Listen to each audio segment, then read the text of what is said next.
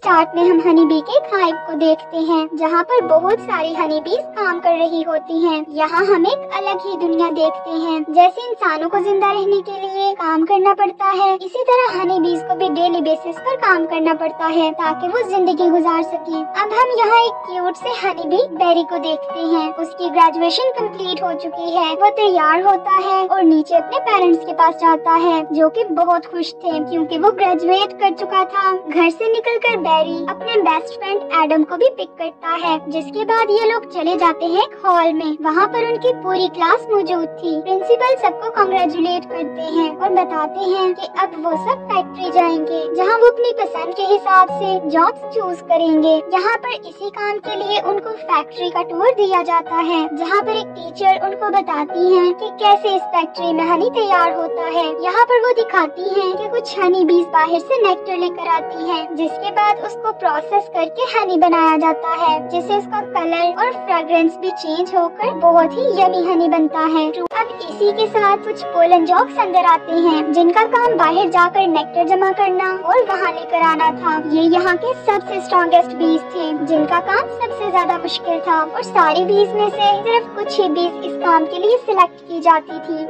यहाँ पर कुछ लेडी हनी बीज भी थी जिनके सामने ये दोनों थोड़ी मस्तियाँ करने लगते हैं, पर यहाँ पर पोलन जॉक्स आते हैं और उनका मजाक उड़ाते हैं। साथ ही उनको कहते हैं कि अगर तुम लोग इतने स्ट्रॉन्ग हो तो चलो हमारे साथ बाहर। यहाँ पर बेरी थोड़ा ओवर होते हुए उनकी बात मान लेता है। अब रात को जब बेरी घर जाता है तो उसके डैड उससे पूछते हैं कि तुमने कौन सी जॉब सिलेक्ट की है। यहाँ पर बेरी काफी कंफ्यूज था। अपने डैड से कहता है कि मैं पूरी जिंदगी एक ही काम नहीं कर सकता और वो भी हनी बनाने का काम। ये बात सुनकर बेरी के डैड काफी गुस्से में आ जाते हैं और बेरी को कहते हैं कि पूरी जिंदगी मैंने भी हनी का ही काम किया है, तो तुम कौन सा नया काम ढूंढना चाहते हो।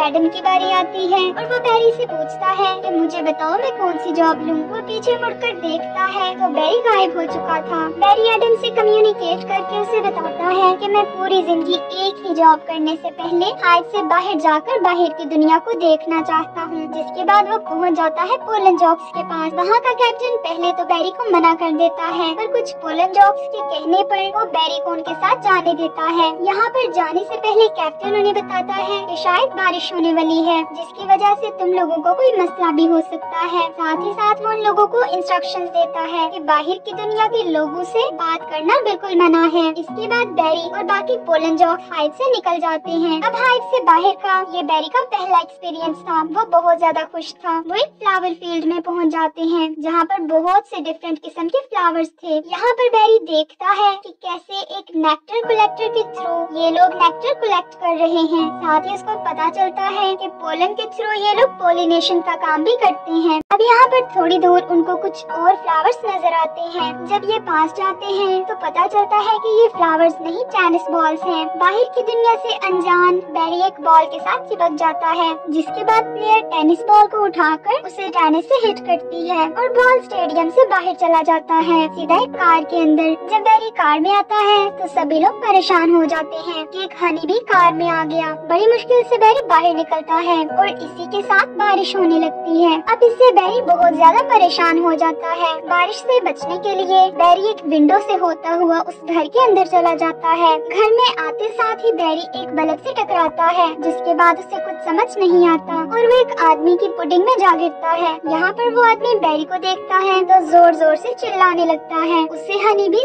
बहुत ही ज्यादा बुरी लगती थी। यहाँ पर वो बेरी को मारने वाला था, पर इससे पहले कि वो कुछ करता उसकी गर्लफ्रेंड वेनिसा आ जाती है जो कि बहुत ही ज्यादा काइंड हार्टेड थी। वो उसे रोकती है और बेरी को उठाकर बाहर रख देती है। यहाँ बेरी वेनिसा से बहुत ही ज्यादा इम्प्रेस होता है क्योंकि उसने उसकी जान बचाई थी। बेरी सोचता है उसे उस लड़की का थैंक्स तो करना ही पड़ेगा। जिसके बाद वो मौका देखता है कि कब वेनिसा अकेली हो। यहाँ पर वेनिसा किचन में थी कि बेरी अंदर आता है और उसे हाय बोलता है। एक हनी बी को बोलता देखकर वेनिसा बहुत ज्यादा घबरा जाती है और अजीब सा बिहेव करने लगती है। है। उसे यकीन ही नहीं आता कि वो एक हनी बी से बात कर रही है। जब उसे रियलाइज होता है कि ये बेरी ही है तो वो थोड़ा संभलती है। यहाँ पर बेरी उसे थैंक्स बोलता है। इसके बाद वो जाने लगता है कि वेनिसा उसे कॉफी की ऑफर करती है, जिसके बाद ये दोनों बाहर टेरेस पर बैठकर कॉफी पीते हैं और एक दूसरे को जानने लगते हैं और बहुत ही अच्छे फ्रेंड्स भी बन जाते हैं। बेरी अगले दिन जब घर वापस आता है तो हाइव में वो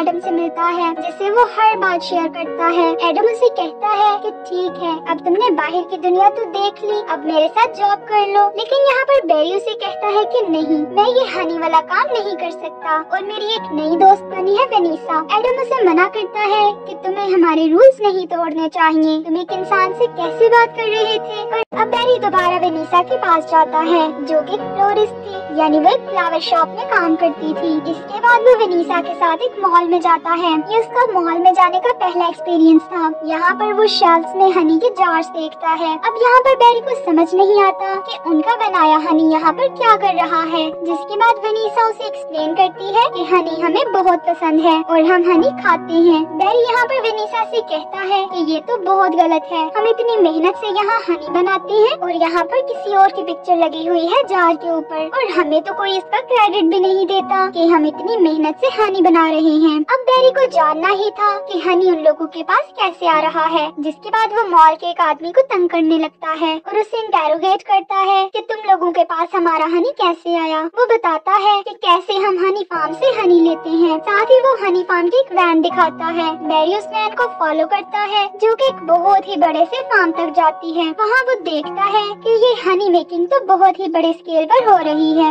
यहाँ पर बहुत ज्यादा बीज थी जिनको जबरदस्ती रोका गया था और उनसे उनका बनाया हुआ हनी लिया जा रहा था। यहाँ पर बेरी कुछ पिक्चर्स ले लेता है और घर आकर अपने पेरेंट्स को दिखाता है कि कैसे ये लोग हमारा हनी चुरा रहे हैं। अब उसके पेरेंट्स कहते हैं कि ये सारी अफवाह है, इन बातों पर यकीन ना करो, और अगर ऐसा सच है भी तो हम बीज क्या कर सकते हैं, वो तो इंसान है और हम मामूली सी बीज। बेरी कहता है कि हम कुछ ना कुछ तो जरूर करेंगे। इसके बाद नेक्स्ट डे वो वेनिसा के पास जाता है और कहता है कि मैं इंसानों के अगेंस्ट केस फाइल करना चाहता हूँ, वो हमारा हनी चुरा रहे हैं। इस न्यूज को बहुत ही ज्यादा कवरेज मिलती है और ऐसे ही करते करते वो दिन आ जाता है जब ये सारे लोग कोर्ट में पहुँचते हैं। वहाँ पर बेरी सारी हनी बीज को रिप्रेजेंट कर रहा था। उसके साथ एडम, वेनिसा और काफी सारी हनी बीज भी थी। दूसरी तरफ हम देखते हैं एक लॉयर को जो कि सारी हनी कंपनीज को रिप्रेजेंट कर रहा था। यहाँ पर बेरी जज को बताता है कि कैसे हम इतनी मेहनत से हनी बनाते हैं और ये सब लोग हमें क्रेडिट दिए बगैर इसको चुरा रहे हैं।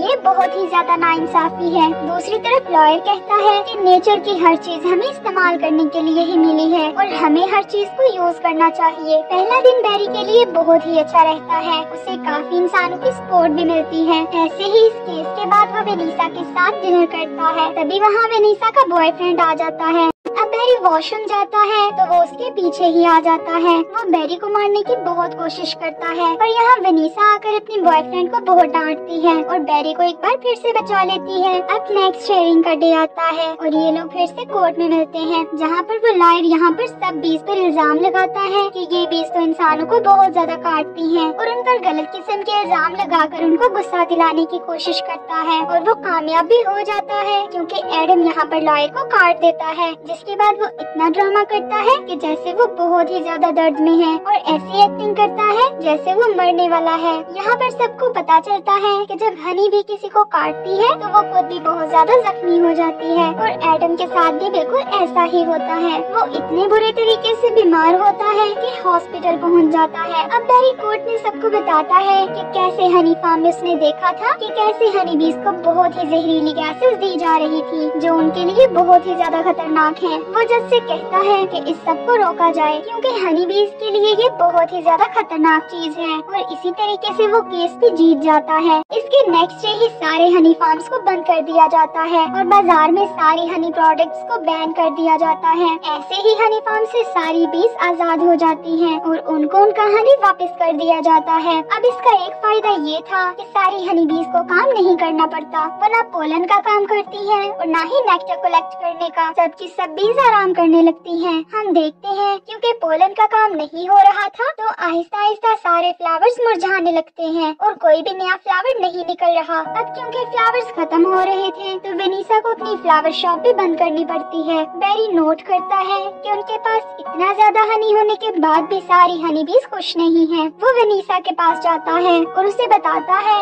कि पता नहीं ऐसा क्यों हो रहा है, जिसके बाद वेनिसा उसे बाहर की दुनिया एक बार फिर से दिखाती है कि देखो कैसे ये सारे दरख्त मुरझा गए हैं और कोई भी नया फ्लावर नहीं निकल रहा क्योंकि तुमने पोलिनेशन का काम रोक दिया और हनी बनाना छोड़ दिया था। इसके बाद बेरी को छोड़कर वेनिसा कहीं जाने लगती है। बेरी से पूछता है कि तुम कहाँ जा रही हो। वेनिसा उसे बताती है कि एक लास्ट फ्लावर परेड हो रही है क्योंकि अब दुनिया के सारे फूल तो मुरझा चुके हैं तो ये आखिरी मौका है कि मैं फ्लावर्स को देख सकूं। अब यहाँ पर बेरी को एक आइडिया आता है। वो वेनिसा को रोकता है और बताता है कि फ्लावर परेड में तो बहुत सारे फ्लावर्स होंगे और इनमें पोलन होगा। अगर हम उन फ्लावर्स को चुरा लें तो उनका पोलन लेकर दोबारा से पोलिनेशन का काम कर सकते हैं। उन फ्लावर्स को चुरा कर ये लोग एक प्लेन में लेकर जाते हैं। जहाँ पर ये लोग प्लेन से जा रहे थे तो पायलट अनाउंस करता है कि मौसम ठीक नहीं और हो सकता है कि फ्लाइट थोड़ी डिले हो जाए। यहाँ पर वेनिसा बेरी को बताती है कि ये फूल काफी देर से पानी के बगैर हैं और अगर उन्हें पानी ना मिला तो ये सारे फूल मुरझा जाएंगे और हमारा प्लान भी फ्लॉप हो जाएगा। इसके बाद बेरी कहता है कि मैं जाकर पायलट से बात करता हूँ। पर पायलट तो एक हनी बी को देखकर घबरा कर उस पर अटैक करने लगता है और ऐसे ही छोटे से कैबिन में दोनों पायलट्स को मारते मारते खुद ही बेहोश हो जाते हैं। बेरी को समझ नहीं आती तो वह वेनिसा को यहाँ पर बुलाता है और बताता है कि कैसे पायलट सब बेहोश हो गए हैं और अब हमें प्लेन को किसी तरीके से नीचे लैंड कराना होगा। काफी देर तो प्लेन ऑटो पायलट पर चलता रहता है पर अचानक से बादल गरजने की वजह से ऑटो पायलट भी खराब हो जाता है और प्लेन बहुत ही बुरे तरीके से नीचे आने लगता है। अब ये न्यूज चल रही थी टीवी पर भी जिसको बहुत सारे हनी बीज देख लेते हैं। अब यहाँ से बेरी